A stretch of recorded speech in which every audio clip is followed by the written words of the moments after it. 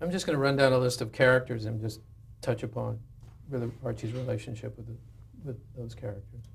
Lionel Jefferson. What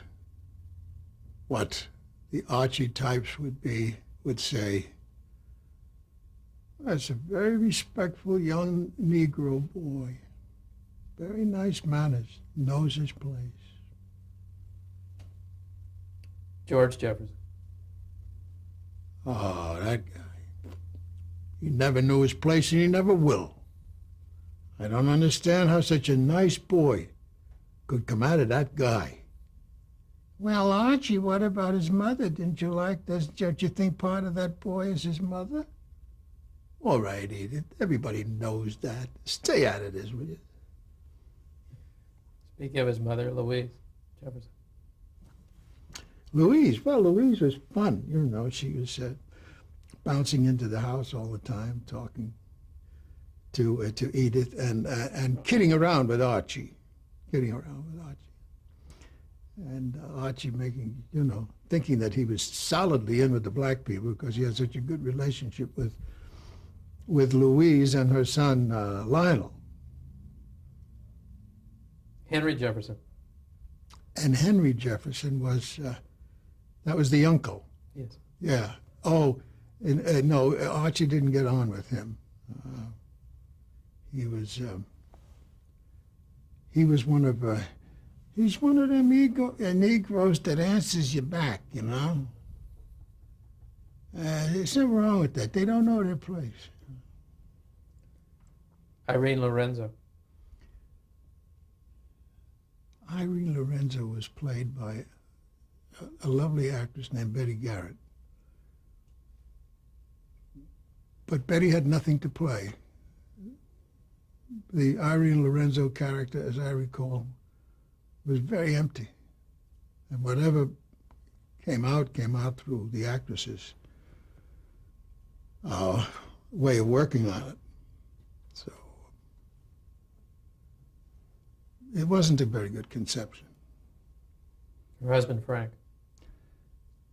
And Frank, who was played by Vincent Gardenia.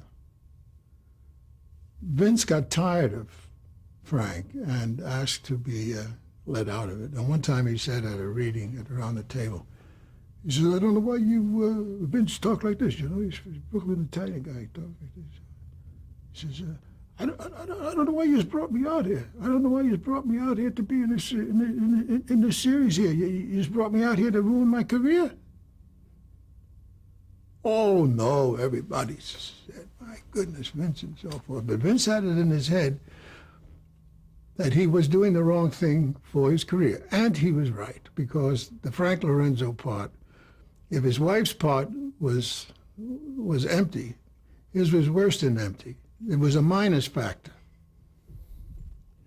It was sapping the strength of the play, you know. Poor old Vince. A great actor he was, too, but they didn't know how to write for him. Barney, the Alan Melvin part. A real character, and a wonderful character, played by a wonderful actor. And Maud. Funny as can be. Funny. Maud was like nobody I ever knew. I don't know who that woman was.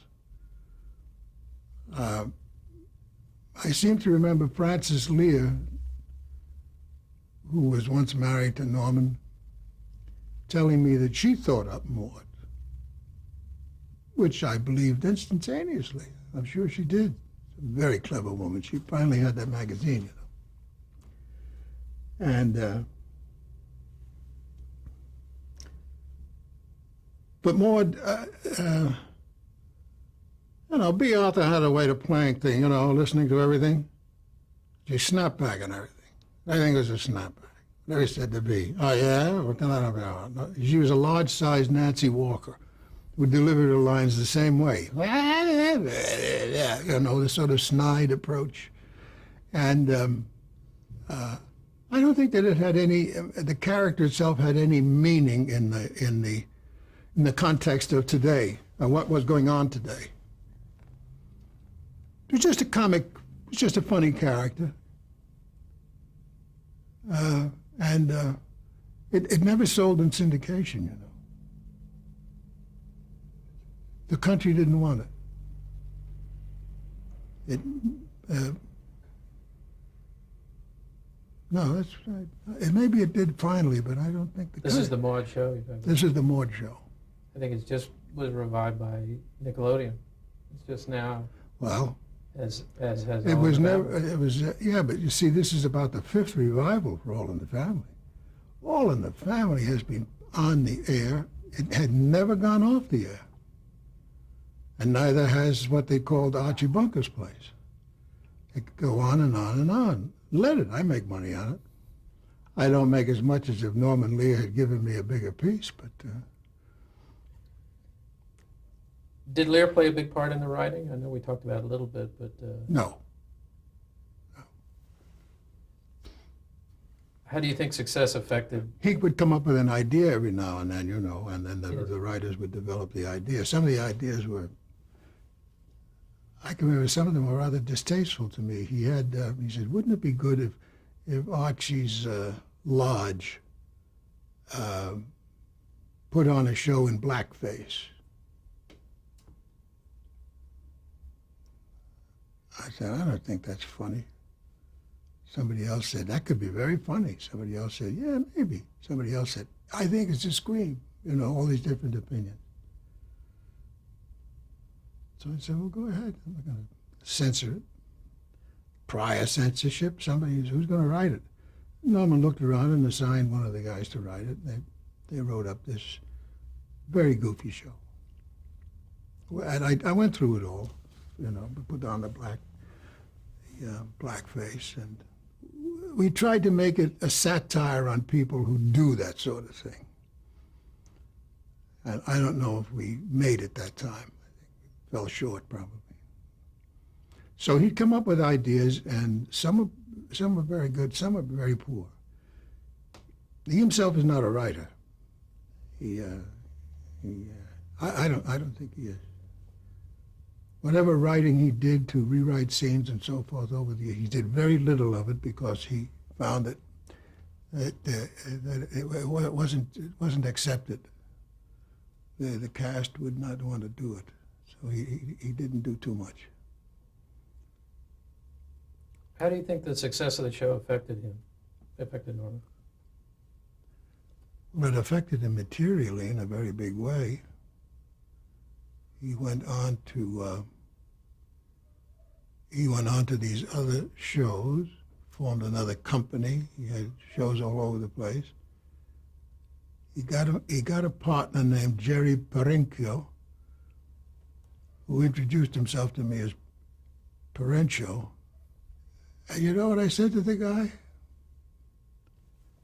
Why are you mispronouncing your name?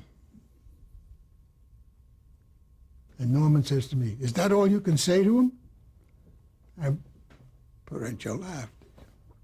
Perenchio says, well, he's right. It is Perenchio. CH in Italian is never ch, as it is in Spanish. It's k. Anyway, he got Perenchio as a partner. And Perenchio was a genius of a businessman, and he parlayed this and that and the other thing, and they had their ups and downs. I remember Jerry was in New York one time, and he said, I got to raise $50 million for this project that Norman and I are doing as pictures. We're going to get so many pictures done. So they didn't have it. He was in New York trying to raise it, so I know they didn't have easy sledding all the way. But they bought all kinds of things. They bought theater chains. They bought... I think they had a piece of Paramount at one time. And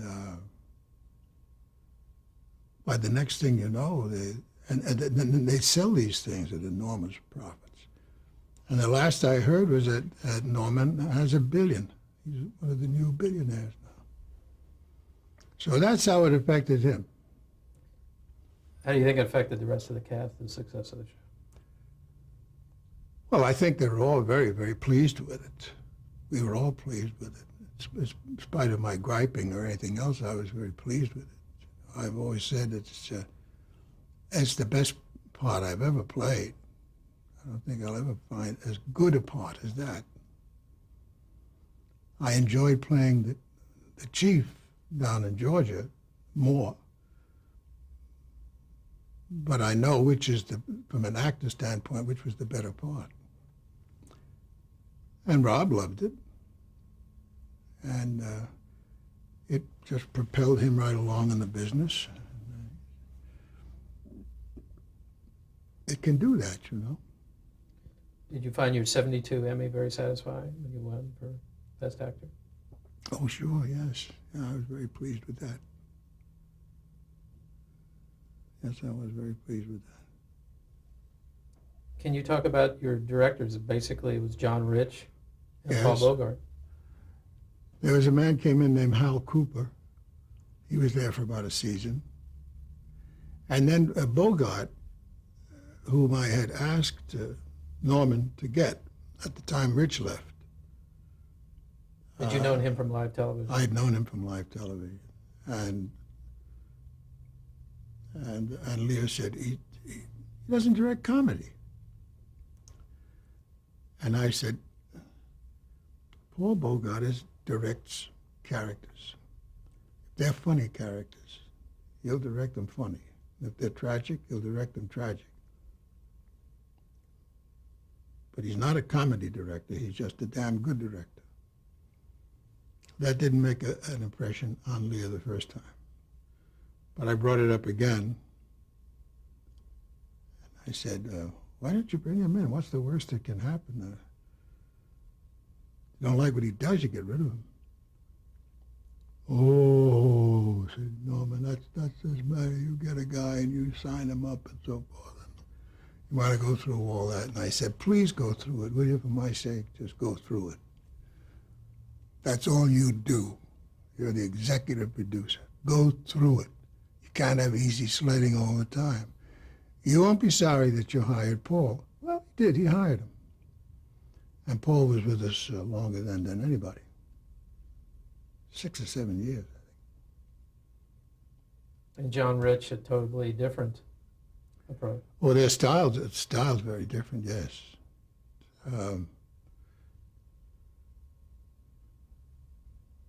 John was laboring under, I always suspected that John was laboring under an admonition from upstairs with regard to me. And it went like this: watch him. Don't let him change anything. So it was tough on John, because John knew that the changes I wanted to make were good changes, and yet he felt that he owed it to Norman to hold the line. But pretty soon he was over on my side. He was, telling Norman that the changes were good. I had to go, He's a very good director, very thorough man. In 74, you walked off All in the Family. Yes. And filed a suit. What was the suit predicated on? The suit was, I don't remember the details, but the suit was only a kind of a make-believe, makey-uppy thing, just to cover myself for walking off. I said that they hadn't lived up to the contract. My original contract called for me to be in an executive capacity, whatever the billing, but that I would have script control and that I would be a script writer on the show. Not just in fact, as I was, but de jure.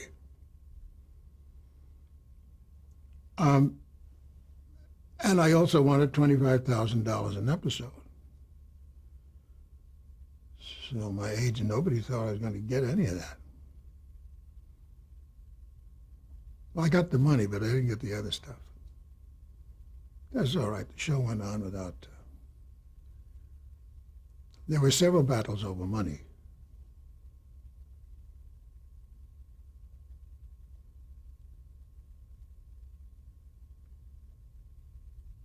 How do How did Norman's leaving in 78, 79 affect the show?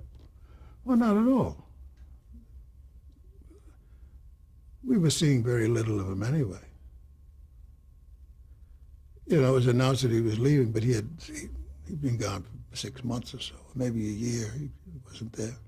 And suddenly there was an article in the paper. So much for the accuracy of the trades. Can you talk about the addition of the Stephanie Mills character? What that brought to the show? That was an idea of Norman's. I'm glad you brought that up because he called me and the director, I think it was, oh God, he called us into his office one day and he says, "Here, I want you to meet Danielle Brisebois." And I said, "I saw you on the stage in New York, Danielle. You were an Annie." Yes, she was.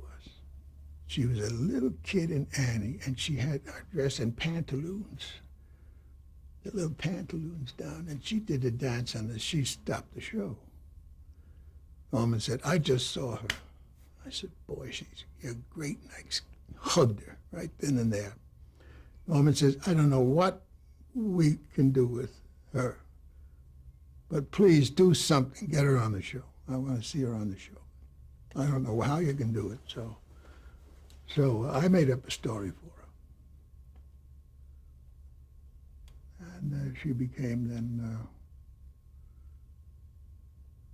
the little girl. We had to take care of her for some reason. I forget what it was. And then we got another girl on the show later. It was the daughter of Archie's own brother who needed a home. She's a teenager. That was my attempt to bring kids onto the show to maybe give us a kid audience. Because I'd had complaints from executives, not from the public. Executives were complaining there were too many old people on the show, and it was skewing to largely an older audience, as if they knew. What did they know? They know nothing. Executives, I'm talking about. I'm going to name some classic episodes and just comment. I'm just going to go through all this. Edith Menopause. Well, it became famous for Archie's line, "Now I've had enough of this. If you're going to change, Edith, change now. 1, 2, 3. So that was Archie's attitude toward her change of life. Gloria's Miscarriage. That was one of the earliest shows, and that was very, very tragic, and that established Archie as a guy with real sentiment and a real heart and a real love for his children. The death of Beverly LaSalle, the transvestite. Well, that taught Archie that Archie felt great remorse over that. Because Archie was always he was just appalled at what he had done, was to give this homosexual mouth-to-mouth resuscitation, thinking that he or she was a woman. But he felt bad when he heard that she had been in an accident, or he had been in an accident. It's just showing the other side of Archie a little bit. Most of these shows did that. He was unregenerate all the time, but we did show we threw light into another corner of his character on many occasions. Sammy Davis Jr.'s visit. Well, that was a very successful show, and it wasn't a likely story. And most of our stories were likely stories. It was Sammy saying he wanted to be on the show. And how the hell could we get him on the show? And we did it quite successfully. But it was a show with mostly gags and jokes. It didn't have, it wasn't applicable to anything. And then we brought him back, he did another one. Edith leaving Archie. When was that? Oh, when he went out, when he was making love to the waitress. I guess that was it, huh? Well, that was a very good show. A very good show. It showed her at her best. She forgave him for what he had done, but it was a stern forgiveness. It was the right forgiveness. She did what she should have done, but she wasn't going to make herself a mat for him to walk on. She stood up, her principles, which included trying to help your husband through these little foibles. Archie getting mugged. When did I get mugged? Forget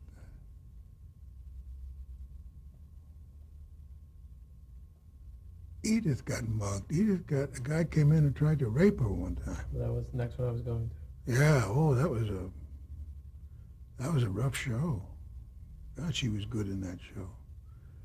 A young actor at that time named David Duke, no relation to the weird man in Louisiana. He played the rapist. Good actor. When the chairs were immortalized in the Smithsonian, what did you think about it? I thought it was a very great honor. They would select this familiar prop from our show and put it in the Smithsonian. When they started selecting props from all the other shows on all the networks, they're all represented. I thought, shit, the honor's gone now. There goes the honor. We're not by ourselves, If you get a prize, it should be the prize.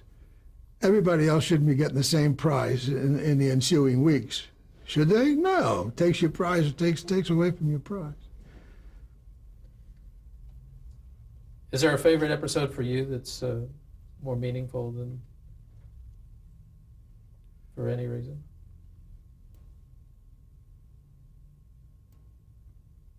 The one we talked about before, when Archie and Rob talked about the origins of his ideas.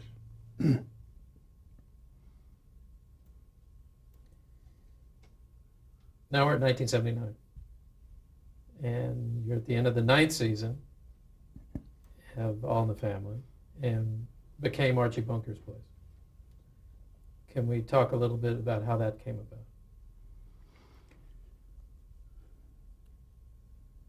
The show as it was constituted was over.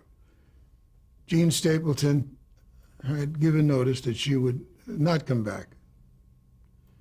Would she consider a renewal of a contract? She said no, it wasn't a matter of money, she just didn't want to come back. The young people didn't want to come back. And neither did I. I had enough. We'd all had enough. But Robert Daly, who was president of, he was the new Freddie Silverman over there in those days. Robert Daly came to me and said, I got to have that show, Carroll. I said, you expect me to do it alone? Who's with me? I don't know. He said, we'll try to get them back. We'll try this one way or another. I got to have that show. So I said, what, do you want me here in the house, just by myself? Because by that time we had already taken the kids out to California, I don't know. Got to have a show. And we'll kind of concentrate on the bar and people in the bar and so forth. I can't let the show go now. I think it still has legs for at least another year, and I need another year. All right, Bob. I said, okay, I'll do it. He then went to Lear, and Lear said, no, he wouldn't let it go on. Why not? Lear said, I want the show to die an honorable death. So if it went on with me running it, would be dishonorable, I suppose. I mean, I took it that way. I had to laugh, and Daly says, Jesus, he won't let me do this. He won't. Then another day or so, Bob Daly called me up again. He said, Carroll, will you do something? Will you go and see Norman? He will let us do this if you ask him. So, okay. Called Norman up, went over to his house that very evening. He said, why do you want to do this? I said, Bob Daly asked me to do it. Well, what did he say? I said, he said he'd like to get at least another year out of this show. It's a question of ratings, Norman, that's all. You mean you'd be doing a show just for the ratings?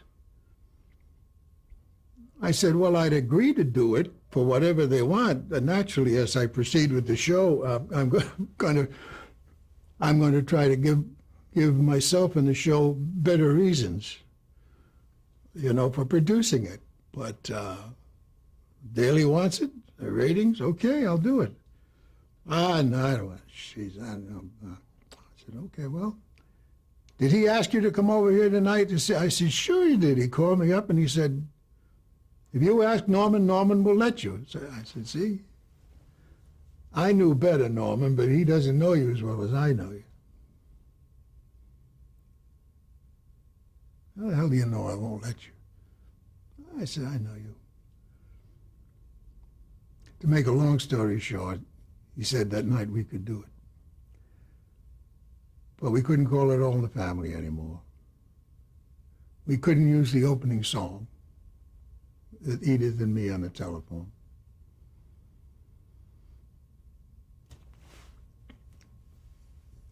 And we'd have to keep Edith alive as a character, even though she wasn't seen.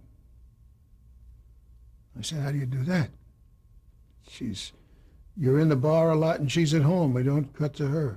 Or she's a long visit with relatives or so forth. And I said, Jesus, Norman, that's crippling the show.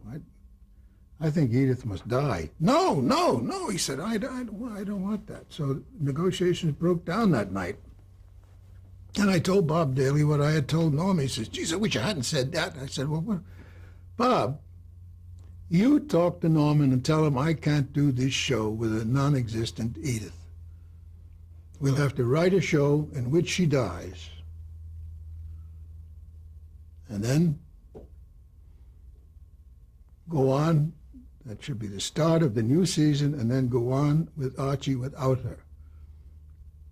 I wrote that show. And I got an Emmy for that show.